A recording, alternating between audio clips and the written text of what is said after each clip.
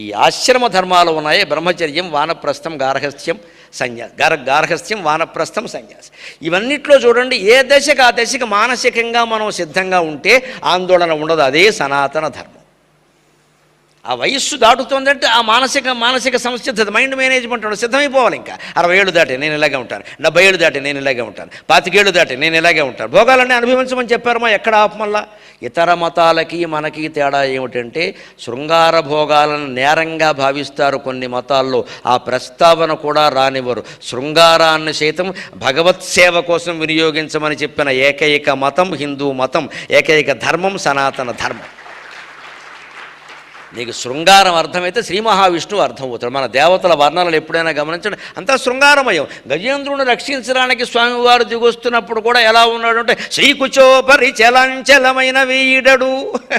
లక్ష్మీదేవి పైటుకంగా వదలకుండానే కిందకి వచ్చాట.